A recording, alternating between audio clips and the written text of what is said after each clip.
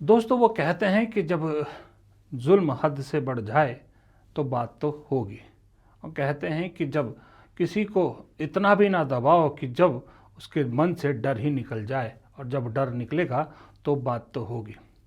आज दिन शिवरात्रि का है, इसलिए अभय मुद्रा की और अभय की बात करना ज़रूरी है, और उस शख्स की बात करना ज़रूरी है जो भारतीय संसद में शिव की तस्वीर लेके पहुंचा था। याद है आपको, राहुल गांधी के हाथ में शिव की तस्वीर थी, और तब राहुल गांधी ने इस देश को मैसेज दिया था, ना मैं डरता हूँ ना आपको किसी से डरने की ज़रूरत है।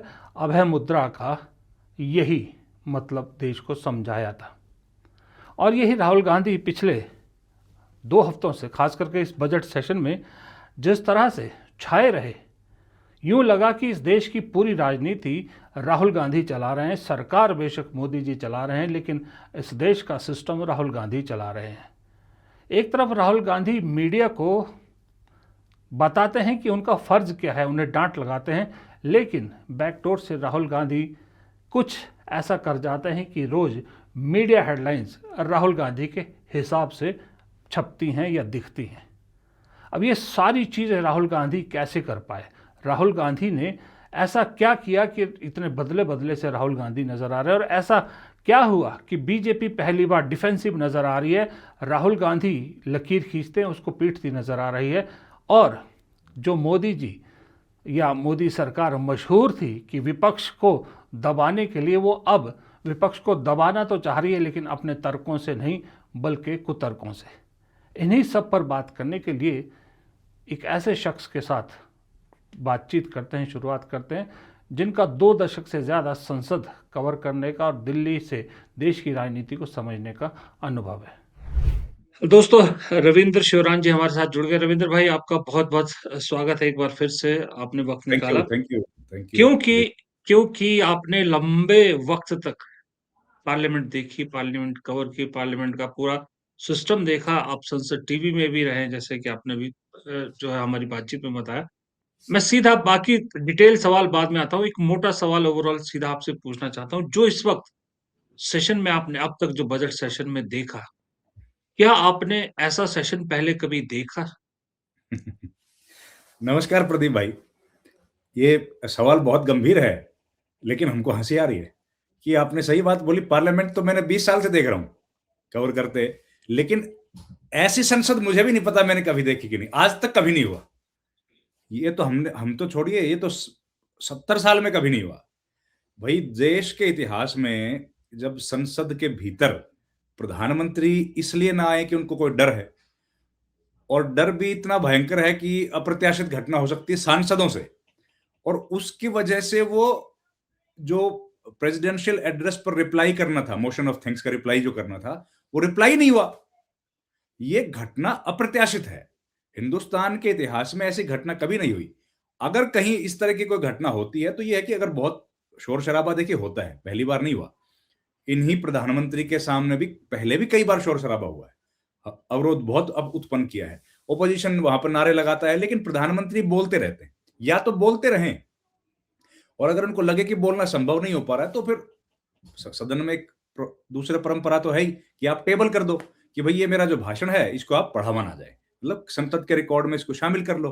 तो वो दोनों ऑप्शंस हैं, या तो आप ओरली उसको बोलो भाषण देके, या फिर उसको टेबल कर दो। तो टेबल करने का प्रोविजन भी है। लेकिन हैरानी की बात यह है प्रदीप भाई कि सबसे ज्यादा असंवैधानिक काम जो हुआ है वो हुआ कि प्रधानमंत्री समेत कैबिनेट का कोई भी सहयोगी भाषण देने नहीं आया, रिप्लाई करने नहीं आया। तो रिप्लाई किसका करना था? रिप्लाई किसी नेता प्रतिपक्ष का तो करना नहीं था, रिप्लाई किसी मुख्यमंत्री का तो करना नहीं था, रिप्लाई करना था राष्ट्रपति के अभिभाषण का। तो राष्ट्रपति का सीधा सीधा अपमान है ये। राष्ट्रपति के अभिभाषण का आपने भाषण रिप्लाई नहीं किया, तो ये उनके जो ऑफिस ऑफ प्रेसिडेंट है उसका ये सीधा सीधा अपमान है। और इस तरह की घटनाएं इसके पहले कभी नहीं हुई। एक बार जो आप देखते हैं, जिक्र किया जाता है कि भाई मनमोहन सिंह के टाइम पर 2004 में हुआ। वो घटना भी आपके जानकारी के लिए बता दें, वैसे तो पता ही आपको, कि उस वक्त भी प्रधानमंत्री मनमोहन सिंह सदन में आए थे, लेकिन उन्होंने भाषण नहीं दे पाए, जो सामान्य बात है, कई बार होता है नहीं दे पाओगे आप, तो टेबल कर दिया था उन्होंने। तो टेबल करना तो संसदीय परंपराओं का हिस्सा है, नियमों का हिस्सा है, लेकिन सदन में ही ना आना ये अप्रत्याशित है। इस तरह की घटना इसके पहले कभी नहीं। तो ये संसद हमने नहीं देखी। ये नई तरह की संसद बन रही है जिसमें प्रधानमंत्री को सदन में आने से डर लगता है, नेता प्रतिपक्ष को बोलने नहीं दिया जाता है, और सत्ता पक्ष की तरफ से कोई भी सांसद कुछ भी बोल देता है। सत्ता पक्ष अवरोध पैदा करता है और विपक्ष चुपचाप सुनने के लिए मजबूर है, और सत्ता जो कुर्सी पर बैठे जिनकी सबसे ज्यादा जिम्मेदारी निष्पक्ष होने की है, वो सबसे ज्यादा पक्षपाती होते हैं और उनके ऊपर फिर अविश्वास प्रस्ताव आता है। जी, ये जी। संसद हमने देखी नहीं कभी। रविंद्र भाई, एक चीज़ बताइए, आपने अभी नेता प्रतिपक्ष का ज़िक्र किया, तो सवाल फिर मैं उन्हीं से रिलेट पूछ लेता हूँ। ये जो इस बार एग्रेसिव या ऑफेंसिव कांग्रेस या विपक्ष कहें, या राहुल गांधी का ज़िक्र करें, कि राहुल गांधी जिस तरह के इस बार के राहुल गांधी दिखे, पिछला जो सत्र था उससे थोड़ा-सा और ज़्यादा एग्रेसिव दिखे, और राहुल गांधी दिन पर दिन ऐसा लग रहा है कि इस वक़्त पार्लियामेंट में जितने भी दिन हुआ, अभी तो खैर ब्रेक हो गई है, जितने दिन भी संसद चला, रोज़ नैरेटिव राहुल गांधी सेट कर रहे थे। राहुल गांधी एजेंडा सेट कर रहे थे, बीजेपी उसको फॉलो कर रही थी, जबकि पहले इसका उल्टा हुआ करता था। बीजेपी एजेंडा सेट करती थी, कांग्रेस विपक्ष उसको फॉलो करता था, लेकिन इस बार इसका उल्टा हुआ। ये जो बदले राहुल गांधी आपको दिख रहे हैं कि भाई मैं तो जिस बात पे अड़ा हूँ तो अड़ा ही रहूँगा, इसकी कुछ आपको बात समझ में आती है कि राहुल गांधी जो बदले राहुल गांधी है, ये क्या कारण है? राहुल गांधी को ऐसा क्या मिल गया कि एक तरह से इतने ऑफेंसिव हो गए कि सरकार को ही डिफेंस पे डाल दिए? देखिए, राहुल गांधी प्रदीप भाई ऑफेंसिव हो गए ऐसा नहीं। राहुल गांधी तो वही इश्यूज रेज कर रहे हैं जो जनता बोल रही है। ये सारे जो मसले राहुल गांधी ने बोले वो मैं और आप अपने अपने कार्यक्रमों में डिस्कस कर चुके। एप्स्टीन फाइल्स का जिक्र हमने कर लिया, ट्रेड डील की जिक्र हमने किया, जनरल नरवाने की बुक्स का हमने चर्चा कर ली है। तो ये सारे मसले वो हैं जो पब्लिक डोमेन में हैं, तो लेकिन चलो पब्लिक इसको मैं रिफ्रेश करता हूँ अपने क्वेश्चन को। क्या वजह है कि पहली बार, मुझे तो पहली बार दिख रहा, मतलब कि बीजेपी इतनी ज़्यादा हाँ, राहुल फोबिया की शिकार हो गई कि बिल्कुल राहुल गांधी छींक भी मारे तो उस पे भी रिएक्शन आ रहा है। मैं वही वही आ रहा हूं कि ये सारे जो इश्यूज राहुल गांधी ने रेज किए ये तो पब्लिक डोमेन में हैं। तो सरकार को डर किस बात का है? यही सरकार का डर है कि राहुल गांधी जिस बेखौफ अंदाज में, जिस निडरता के साथ सदन के पटल पर पूरे देश के सामने प्रधानमंत्री की आंखों में आंखें डालकर और जनता के दिमाग से, जहन से प्रधानमंत्री का खौफ निकाल रहे हैं ना, सरकार उससे घबराती है। क्योंकि ये सरकार सारे जो संस्थान हैं उन पर कंट्रोल करती है। अब कंट्रोल दो ही तरीके से होता है, या तो नियम से या फिर डर से। अब नियम जो है वो तो सबके लिए बराबर है, और डर जो है वो तो उसी को लगेगा जो सदन में जो कुर्सी पर बैठा है। तो उन लोगों को डराकर अलग अलग संस्थाओं को कब्जे में करके और किस तरीके से सत्ता चलानी है, उस काम में प्रधानमंत्री या सरकार माहिर है। वो काम पिछले लंबे समय से कर रही है, और इनका सबसे बड़ा टूल जो है, हथियार जो है, वो है डर। और राहुल गांधी जब सदन में खड़े होकर बोलते हैं प्रदीप भाई, और वो दूरी कितनी है, आपने भी कई विधानसभाएं कवर की हैं, संसद भी कवर किया है, वो दूरी कितनी है? वो दूरी है समझिए 15 फीट की, बहुत हुआ तो 20 फीट की दूरी है। अब 20 फीट की दूरी के बीच में एक टेबल होता है जो रिपोर्टर्स जहां बैठते हैं, जो लोग लिखते हैं ना, उनको रिपोर्टर्स बोलते हैं, जी, जी, जो जी, सदन की जी, कार्रवाई की जी। उनके बीच में वो है। तो प्रधानमंत्री और नेता प्रतिपक्ष आमने सामने खड़े होकर 20 फीट की दूरी पर प्रधानमंत्री को कोई कहे कि अगर हिम्मत है तो ट्रंप का नाम लो, तो ये तो इनके आचरण में है ही नहीं ना कि किसी की बातें ऐसे सुने। इन्होंने तो हमेशा क्या सुना है कि भाई ये जाएंगे और जिल्ले इलाही आए हैं और सब लोग झुक जाएं। तो राहुल गांधी उससे ठीक उलट कर रहे हैं। तो इस वजह से केवल राहुल गांधी मजबूती से अपना पक्ष रखते हुए नहीं दिख रहे, बल्कि प्रधानमंत्री का खौफ घट रहा है। अरे यार, ये तो इसको तो इसने ऐसे बोल दिया, इसको तो इसने ऐसे बोल दिया। अब ये जब सड़क चौक चौराहों पर नुक्कड़ों पे हम जैसे लोग और आम जो चाय पीने वाले, पान खाने वाले दुकान पर लोग बैठ के बात करेंगे, भाई राहुल गांधी ने तो कमाल कर दिया, तो साहब बताइए प्रधानमंत्री का और कहां बचेगा? क्योंकि आपने कभी 11 बरस में ऐसा तो किया ही नहीं ना कि लोग आपकी पॉलिसीज पर चर्चा करें, कि लोग आपके उन कामों का जिक्र करें जिनकी वजह से मुल्क में तरक्की हुई है। वो सब बातें तो है ही नहीं मार्केट में। जिक्र क्या है कि भाई मोदी जब जाता है तो ट्रंप के साथ गले मिलता है, वो तो पुतिन के साथ ऐसे करता है। ये तो जेस्चर्स है ना, ये तो रील्स हैं। रील्स पर कब तक चर्चा करेंगे? जब आपके सदन में खड़ा होकर आंखों में आंखें डालकर एक व्यक्ति आपसे सवाल पूछता है और आप थरथराने लगते हो। तभी तो पवन खेड़ा ने कहा ना कि भाई हर हर मोदी से घर घर मोदी, और घर घर मोदी से थर थर मोदी हो गया। वो क्यों हो गए? क्योंकि आपके पास उन सवालों के जवाब नहीं है जिनको नेता प्रतिपक्ष तो केवल पूछ रहा है। वो सवाल तो आम आदमी के है ना, वो सवाल तो सड़क पर खड़े उस आम आदमी के हैं जो पूछना चाहता है कि यार ये ट्रेड डील में है क्या? अगर जनरल नरवणे ने कुछ लिखा है तो उसमें बता दे सरकार। अब आम आदमी यही तो कह रहा है कि बता दो यार इसमें है क्या ऐसी बात। लेकिन कोई नहीं बताने को तैयार है, क्योंकि बताने की प्रैक्टिस छूट गई है। प्रैक्टिस छूट गई है अकाउंटेबिलिटी की। और सदन जो है, लोकसभा, राज्यसभा, संसद तो अकाउंटेबिलिटी ही मांग करता है। राहुल गांधी अगर ये काम नहीं करेंगे, अगर वो सदन के भीतर इतने मजबूती से सवाल नहीं पूछेंगे, तो राहुल गांधी इसका मतलब अपनी ड्यूटी डिस्चार्ज नहीं कर रहे हैं। जिस ड्यूटी को उनको दिया गया है वो क्या है? वो वहां पर बैठ के चाय पीने की तो है नहीं। उनकी ड्यूटी क्या है? वो तो शेडो प्राइम मिनिस्टर समझिए ना। अगर ब्रिटिश पार्लियामेंट को हम लोग फॉलो करेंगे तो वो शेडो प्राइम मिनिस्टर हैं। उनका काम है कि प्रधानमंत्री को घेरना, प्रधानमंत्री से सवाल पूछना, और जनहित के काम में जहां सरकार पीछे रह गई है वहां सरकार से सवाल पूछ लेना। तो वो पूछ रहे हैं सवाल, अपनी ड्यूटी कर रहे हैं, तो सरकार को तकलीफ है। तो वो अपनी ड्यूटी कर रहे हैं, और जिन लोगों ने ड्यूटी नहीं करी जाहिर है उनको दिक्कत होगी। तो अगर सरकार ड्यूटी करती तो ये दिक्कतें नहीं आती। अगर प्रधानमंत्री मोदी के जो जितने भी भाषण आप देखें, उनके भाषणों में प्रदीप भाई आप बिल्कुल अंतर नहीं कर पाएंगे कि अगर आपके सामने वीडियो ना प्ले करूं तो ये भाषण किसी रैली का है, या ये एक भाषण किसी ब्यूरोक्रेट्स को वो एड्रेस कर रहे हैं, या सदन को वो एड्रेस कर रहे हैं, या कोई जयंती में वो भाषण दे रहा है। सारे भाषणों का एक जैसा मजमून है, वही पॉलिटिकल बातें, वही जो है गुमराह करने की बातें। हमने ये किया, हमने ये किया, और नेहरू ऐसे थे, पुरानी सरकारों ने ये किया, पुराने भ्रष्टाचार। आज की या जिन नियमों के हवाले से उनको बात करनी चाहिए, अपनी पॉलिसीज को डिफेंड करना चाहिए, देश के सामने एक पर्सपेक्टिव रखना चाहिए, वहां पर सरकार फेल है।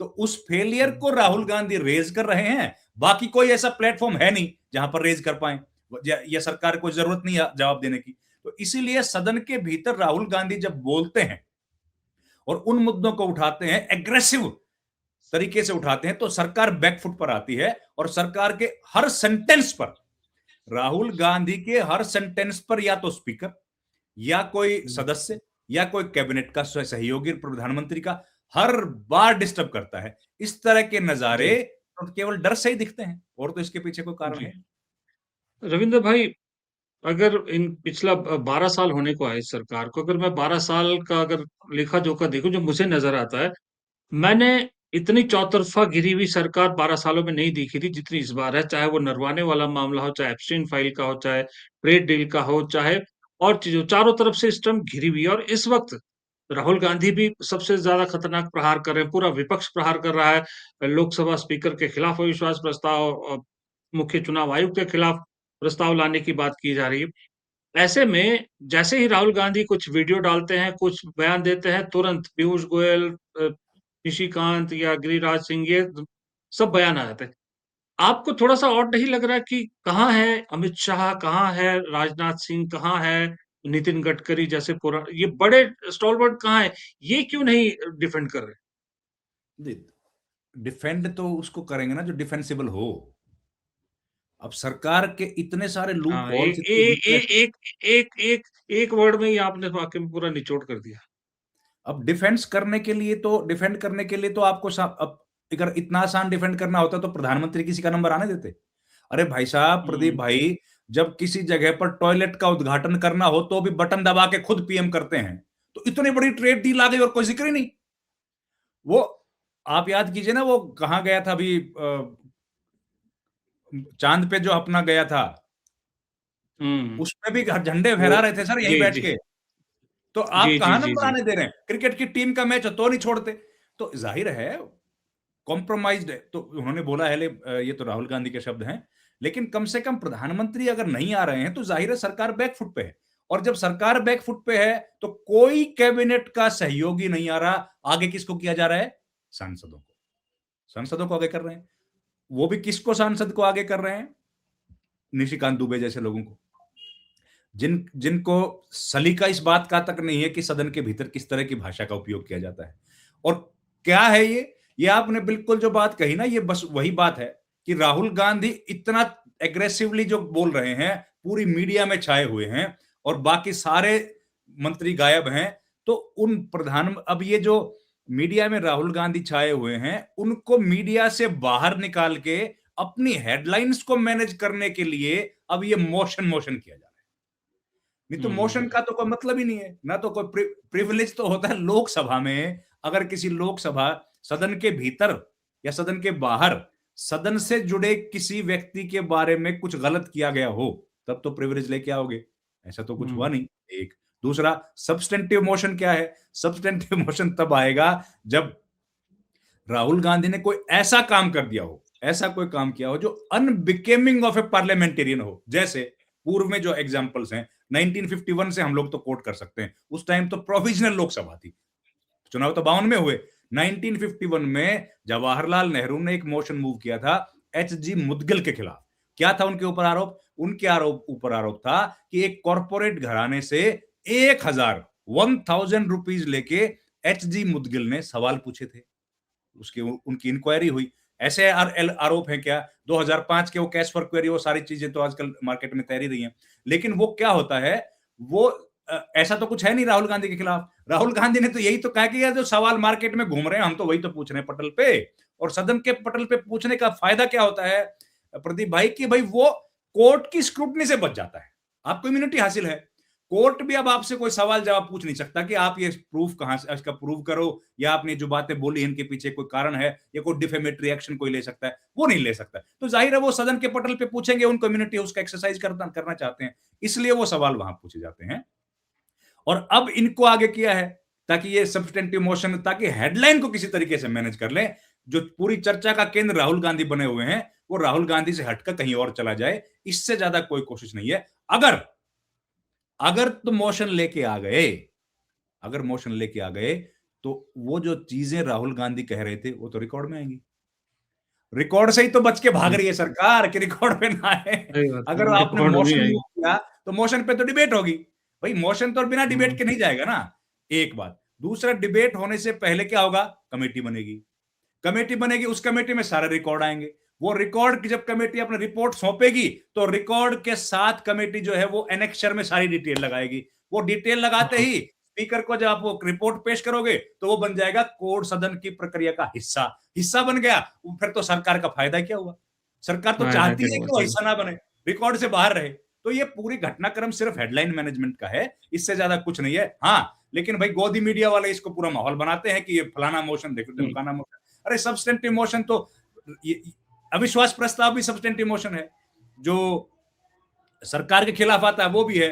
जो प्रधानमंत्री भाषण दे ये नहीं दे पाए थे, जो राष्ट्रपति का अभिभाषण पर, वो भी सब्सटेंटिव मोशन है। सब्सटेंटिव मोशन तो सारे ही होते हैं ना। उसमें आपको तो एक इशू रेज करना पड़ेगा। जो सवाल करे हैं निशिकांत दुबे ने, वो क्या है? इनके सोरोस के साथ संबंध है, इनके फोर्ड फाउंडेशन के साथ है। इसमें हुँ, लोकसभा क्या करेगी? लोकसभा का क्या लेना देना इस बात से? अरे संबंध है तो तुम्हारी सरकार फेल है ना। संबंध है तो आपकी सरकार की फेलियर है ना, कि वो ऐसे आदमी को आज तक क्रिमिनल केस में फंसा नहीं पा रही है, या उसके खिलाफ सबूत इकट्ठे नहीं कर। वो कौन करेगा? लोकसभा के पास तो इन्वेस्टिगेटिंग अथॉरिटी है नहीं, उनके पास तो इंटेलिजेंस है नहीं, तो वो क्या कर लेंगे इसमें? आप बाहर से प्रूव करके लेके आओगे चीज, कोर्ट में साबित करोगे, तब उस पर कोई एक्शन को ले सकता है ना लोकसभा। लोकसभा के पास जी, जी, अपने जी, पास क्या, अपनी क्या ताकत है? उनके पास सीआईडी नहीं है, जी, उनके पास पुलिस नहीं है, उनके पास तो ये है कि भाई हम तो मोशन मूव कर देंगे। तो लेकिन उसका बेस जी, क्या है? बेस तैयार करने के लिए तो बाहर जाना पड़ेगा ना, पुलिस के पास जाना पड़ेगा। तो ये हुँ, निशिकांत दुबे इनडायरेक्टली, जो देखिए 2 तरीके से पैसा आएगा। एफआरआरओ से आएगा। एफआरआरओ किसके अंडर आता हुँ, है? मिनिस्ट्री ऑफ होम अफेयर्स के अंडर। या फिर दिल्ली पुलिस इन्वेस्टिगेट करेगी, वो किसके अंडर? होम अफेयर्स के अंडर। तो ये इनडायरेक्टली अमित शाह को ही कमजोर कर रहे हैं, या अमित शाह को हुँ, ही कमजोर दिखा रहे हैं कि इनके अंदर काम करने वाली एजेंसीज फेल हैं, जो राहुल गांधी को अभी तक पकड़ नहीं पा रही हैं, या उनके खिलाफ जांच नहीं कर पा रही। हुँ। रविंद्र भाई, आखिर में ये एक जानना चाहूँगा आपसे कि इतना लंबे वक़्त से आप देख रहे हैं दिल्ली की राजनीति, दिल्ली से देख रहे हैं देश की राजनीति। क्या आपको लग रहा है कि इस वक़्त मोदी सरकार, ख़ास करके मैं बीजेपी की बात करूँगा, नॉट एनडीए की, पर मोदी सरकार बोलूँ, सबसे स्टिकी विकेट पर है, सबसे अभी 12 सालों में अब तक के सबसे स्टिकी विकेट पर है। और दूसरा, आपको लगता है कि ये मौका है विपक्ष के लिए भी कि सरकार को और दबोचा जा सकता है, या कहीं ढील दे दी तो फिर ये बीजेपी वापस आ जाएगी? देखिए प्रदीप भाई, एक तो नेशनल पॉलिटिक्स है, एक सदन के भीतर की प्रक्रिया है और एक चुनाव की प्रक्रिया है। तो चुनाव की प्रक्रिया को तो बीजेपी ने या बीजेपी के सहयोग ने इतना कंट्रोल कर लिया है सी ज्ञानेश कुमार के माध्यम से कि उसमें तो अब क्या होगा कोई कुछ कह नहीं सकता। वो तो किसी भी हुँ, स्टेट में बीजेपी कहीं भी, तमिलनाडु में भी जीत सकती है, केरला में भी जीत सकती है। वो चीज तो नतीजे आएंगे तभी पता लगेगा, और वो सारी कहानी आपके सामने है। कोई बड़ी बात नहीं कि आप पंजाब में बैठे हैं तो कल पंजाब में भी सरकार बन जाए, क्योंकि जिस तरीके से मैनेज किया गया है, जिस तरह वोट काटे गए हैं, जोड़े गए हैं, वो सारा बहुत ही साइंटिफिक तरीके से किया गया है। एक बड़ी साइंटिफिक रिगिंग है। जी, तो उस पर तो हम जी, लोग, हाँ, लेकिन हम तो बात कर सकते हैं राजनीति की और सदन के भीतर की, और एक जनता जो कह रही है। जनता में इस वक्त बीजेपी के खिलाफ माहौल बन रहा है, बहुत तेजी से बन रहा है, और अविश्वास का संकट बीजेपी के सामने गहरा है। ये संकट बिल्कुल अप्रत्याशित है, इसके पहले अभूतपूर्व है, पहले कभी नहीं हुआ। ये 11-12 साल में प्रधानमंत्री की जो छवि थी, वो एकदम लगातार धीरे-धीरे करके कमजोर पड़ती जा रही है, और खास करके ये पिछले 5-6 महीनों में तो इसमें जबरदस्त गिरावट आई है ऑपरेशन सिंदूर के बाद से। ऑपरेशन सिंदूर इनके लिए समझिए कि एक ऐसा बन गया, और ट्रंप ने जो ट्वीट किया, उसके बाद से लगातार सरकार स्टिकी विकेट पे है। और अब जो ट्रेड डील हुई है, या एप्स्टाइन फाइल्स का जिक्र हुआ है, और ये यूजीसी वाला जो मामला आया है, तो इनका जो कोर वोट बैंक था, वो वोट बैंक भी हिल गया है। उसके भीतर से भी अब विरोध के स्वर उठने लग गए हैं। और ये यूपी जैसे इलाकों में जो बिल्कुल शुद्ध हिंदुत्व के नाम पर वोट डालने वाले वोटर थे, उनके भीतर भी कहीं ना कहीं दिक्कत उनके लिए पड़ रही। बिल्कुल आपने सही कहा, कई सारे झंझावत उनके बीच में बीजेपी भंवर में फंसी हुई है, और बीजेपी के लिए या मोदी सरकार के लिए बहुत कठिन समय है और चुनौतीपूर्ण वक्त है। अब बात करें अगर सदन के जी, भीतर की, तो सदन के भीतर जिस तरीके से स्ट्रेटेजिक प्लानिंग के साथ ऑपोजिशन अपनी चाल चल रहा है, या ऑपोजिशन अपनी स्ट्रेटेजी के साथ काम कर रहा है, वो भी बड़ा अभूतपूर्व है। इसके पहले हमने इतना मजबूत, यूनाइटेड, संगठित विपक्ष देखा नहीं कभी, कि एक तरफा जो राहुल गांधी कह रहे हैं उसके साथ सारे लोग खड़े हैं, और इसी यूनिटी की वजह से बीजेपी परेशान नहीं है। क्योंकि देखिए, सदन ही एक ऐसी जगह है प्रदीप भाई, जहां पर नेता प्रतिपक्ष और नेता सदन, यानी कि प्रधानमंत्री और राहुल गांधी आमने सामने होते हैं, और जहां पर एक दूसरे को फेस करना पड़ता है, जहां पर एक दूसरे के सवालों के जवाब देने पड़ते हैं। तो जब 2024 से जिस दिन नतीजे घोषित हुए हैं, और जिस दिन पहले दफा राहुल गांधी ने लोकसभा में अपना नेता प्रतिपक्ष के तौर पर पहला भाषण दिया, उस दिन से लेकर आज तक जब हम लोग ये बातचीत कर रहे हैं, राहुल गांधी और प्रधानमंत्री मोदी के बीच में दिन रात का अंतर है।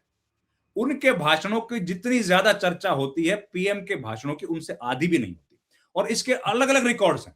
इसके रिकॉर्ड एक दो नहीं है, सारे यूट्यूब चैनल्स पे देख लीजिए, सारे अलग अलग सोशल मीडिया प्लेटफॉर्म्स हैं, वो इस बात की तस्दीक करते हैं कि राहुल गांधी की पॉपुलैरिटी तेजी से बढ़ रही है, और किसी भी नेता प्रतिपक्ष की बढ़ेगी। क्योंकि देखिए, नेता प्रतिपक्ष जो है उनके पास बोलने के लिए ज्यादा चीजें हैं, उनके पास अक्यूज करने के लिए ज्यादा साधन है। और सरकार, प्रधानमंत्री तो एक तो, हालांकि ये तो अलग मामला है इन प्रधानमंत्री का तो, लेकिन प्रधानमंत्री को एक मर्यादा का पालन करना ही पड़ता है। उनको शब्दों का चयन में थोड़ा सा ध्यान देना पड़ता है, और उतना एग्रेसिव नहीं हो सकते जितने राहुल गांधी हो सकते हैं। तो राहुल गांधी कहीं ना कहीं बहुत ऊपर अपने भाषणों की वजह से अब सदन के भीतर चले गए हैं। दूसरा, जी, यूनिटी उनकी बहुत अच्छी है। तीसरा, जो इश्यूज वो रेज कर रहे हैं वो जनता के इशू हैं, और सरकार की परफॉर्मेंस वीक है। सरकार कई जी, तरह के झंझटों में फंसी हुई है, इस वजह से उनका मजबूती से जवाब नहीं दे पा रहे। और आखिरी बात यह है कि क्योंकि पीएम मोदी ने पिछले 11-12 साल में सेकंड रंग लीडरशिप को कभी मजबूत नहीं किया, तो इसलिए आज उनको सदन के भीतर डिफेंड करने वाला भी कोई नहीं है कि जो जी, प्रधानमंत्री की गैर हाजिरी में उनकी सरकार को डिफेंड कर पाए। आप देखेंगे कि सरकार जो है बिल्कुल छिन्न भिन्न रहती है। जब राहुल गांधी बोलते हैं तो बिल्कुल टुकड़े टुकड़े रहते हैं, कोशिश करते हैं सब लोग बस परेशान करें, हुलिगनिज्म करें, किसी तरीके से ट्रोल करें, उनको बीच बीच में डिस्टर्ब करें, लेकिन उतना सदा हुआ जवाब सरकार की तरफ से एक सवाल पर भी नहीं आता जो राहुल गांधी उठाते हैं, जैसा हम लोग उम्मीद कर रहे थे। अगर यही सरकार जी, दूसरी होती तो शायद या और इनके पास 3-4 नेता होते, जेटली होते, सुषमा होती, तो शायद ये स्थिति ना होती। वो बहुत अच्छे हाँ, तरीके से सही। माहौल को संभाल पाते, लेकिन क्योंकि जी। 11 साल में वो लीडर खड़े नहीं किए, जो लीडर खड़े थे उनको कमजोर किया है, उसकी वजह से भी मोदी जी को ये परेशानी आ रही है। जी। अच्छा, रविंद्र भाई, सॉरी, एक छोटा-सा सवाल और रह जाता है, उसके बगैर शायद ये बातचीत अधूरी रह जाएगी। हमारे दर्शक भी ज़रूर आपका व्यू पॉइंट जानना चाहेंगे। ये हरदीप पुरी वाला मामला कितना भारी पड़ने वाला है सरकार? देखिए, ये नैतिकता के आधार पर तो बड़ा मसला है, और नैतिकता के आधार पर तो इस मुल्क में बहुत लोगों के इस्तीफे हुए हैं। इसी सरकार में एमजे अकबर का हुआ था, हमारे वरिष्ठ पत्रकार साथी हैं। उनका इस्तीफा तो नैतिक आधार पर ही हुआ था। उनके खिलाफ मी टू का एक लेकिन कैंपेन चला। लेक लेक लेकिन लेकिन उसपे भी एक कहा जाता है ना, अगर एमजे अकबर की जगह उनका नाम एमजे सिंह होता तो शायद ना होता इस्तीफा। चलिए, वो भी आप सही कह रहे हैं, लेकिन और सरकार उस वक़्त नई भी थी, हो सकता है तब नई थी तो थोड़ी-सी डाउन हो गई हो। लेकिन ये है कि एक इस्तीफा हुआ था मॉरल ग्राउंड्स पे, और दूसरा ये मामला फँसा है। तो इस मामले में भी स्थिति वही है कि डिफेंड करने के लिए सरकार के पास कुछ है नहीं। अब इतने बड़े अधिकारी थे, हरदीप सिंह पुरी वहाँ पर एम्बेसडर रहे, और डिप्लोमेट्स का आप जानते हैं जीवन कैसा है, वो तो लगातार अलग-अलग तरह के लोगों से मिलते हैं। उसमें भी आप एप्स्टाइन से मिल रहे हैं, और अभी तो थोड़ी-सी लीक हुई है ना, अभी तो डिटेल आना बाकी है। वो तो लाखों पेज हैं। लाखों पेजों में और हो सकता है एम्बैरेस करने वाली तस्वीरें कुछ आ जाएँ सामने। लेकिन अभी तक जो है, अभी तक हमको ये ज़रूर कहना पड़ेगा कि किसी तरह के अनैतिक काम में उनकी संलिप्तता ज़ाहिर नहीं हुई है। कि जी। जिस तरह का एप्स्टाइन का जो कैरेक्टर था, या उनमें अभी तक हमारे देश के किसी भी व्यक्ति का नाम नहीं आया है। ना किसी कारोबारी जी। का आया है, ना किसी ब्यूरोक्रेट का आया है, ना किसी नेता का आया है। लेकिन उसके एप्स्टीन जैसे व्यक्ति के साथ संबंध रखना, और ये जानते हुए कि ये सेक्सुअल ऑफेंडर है और इसमें पेडोफाइल है, उसके बावजूद संबंध रखना, इसको जस्टिफाई करना हुँ, बड़ा मुश्किल काम है। और सरकार के बड़ा लिहाज से मुश्किल इसको है। जस्टिफाई करना बड़ा मुश्किल है। ऐसे में सरकार पहले ही बहुत सारे मामलों में घिरी है। फिर दूसरा क्या है कि जो लीक हुई है अभी तक जितनी इंफॉर्मेशन है, कि भाई डिजिटल इंडिया के स्टार्ट होने से पहले ही, डिजिटल इंडिया के स्टार्ट होने से 8 महीने पहले डिजिटल इंडिया जैसी पॉलिसी पर बात कर रहे हैं एप्स्टाइन के साथ, और इस तरह के कई सारे वो सरकार के लिए बड़ी दिक्कत पैदा करती हैं, क्योंकि सरकार के जो पॉलिसीज फ्रेमवर्क है, वो लीक कैसे हो जाएगा? वो तो पूरी सरकार जी। पर सवाल खड़े कर देता है ना, कि सरकार का एजेंडा इसका मतलब कौन चला रहा था। और जो कांग्रेस ने भी बातें कही, आपने भी सुनी होंगी कि भाई उस दौर के जो एम्बेसडर्स थे, अरुण सिंह थे, नवतेज सरना थे, उन लोगों का कोई जिक्र नहीं है। ये एस जयशंकर थे, इनका कोई जिक्र ही नहीं है। विदेश मंत्री सुषमा स्वराज का कोई जिक्र नहीं है। जिक्र कौन कर रहा है? प्रधानमंत्री कार्यालय से कोई कर रहा है, या फिर हरदीप पुरी कर रहे हैं। ये लोग हिंदुस्तान की जो टेक्नोलॉजी है उसको डिसाइड कर रहे हैं कि डिजिटल इंडिया लॉन्च कर देना चाहिए। तो ये कहीं ना कहीं सरकार के लिए दिक्कत वाली बात है, इसलिए इसको डिफेंड नहीं कर पा रहे। और मुझे भी ऐसा लग रहा है कि हरदीप पुरी का इस्तीफा हो सकता है, क्योंकि चुनाव भी आ रहा है पंजाब में। तो हरदीप पुरी का इस्तीफा जी। अगर हो जाए तो मुझे लगता है कोई अचरज की बात नहीं जी। चलिए रविंद्र भाई, बहुत-बहुत शुक्रिया इतना वक़्त निकालने के लिए। अब दूसरी बात ये है कि इस देश की बदकिस्मती कहिए, मिज़ाज कहिए या जो मर्ज़ी कहिए, कि ये सारे मुद्दे जब उठते हैं, उसके बाद जब चुनावी मोड में आते हैं, कहीं का भी चुनाव हो, उसके नतीजे जो है ना सारी चीज़ों पर पानी फेर देते हैं। अब सम, केरल सब आपके सामने ही है। देखते हैं वहाँ के नतीजों के बाद क्या इन सब चीज़ों के जो मुद्दे हैं ये सारे दबते हैं या फिर और बड़े होते हैं। फिलहाल आपने वक़्त निकाला, आपने हमारे साथ जुड़े, तफ़सील से सारी चीज़ें बताई। इसके लिए आपका बहुत-बहुत शुक्रिया। है। Thank you sir, thank you very much, thank धन्यवाद, यू भाई, नमस्कार। Thank you.